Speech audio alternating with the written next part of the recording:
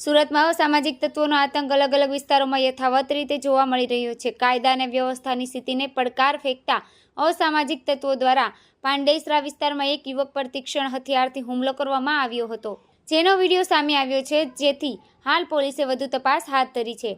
પાંડેસરા વિસ્તારમાં આવેલ પિયુષ પોઈન્ટ નજીક એક યુવાન પર ચપ્પુ જેવા તીક્ષ્ણ હથિયાર વડે હુમલો કરવામાં આવ્યો હતો। રાત્રિના સમયગાળા દરમિયાન અજાણ્યા યુવક પર હુમલો કરવામાં આવ્યો હતો, જેનો વિડીયો વાયરલ થયો છે।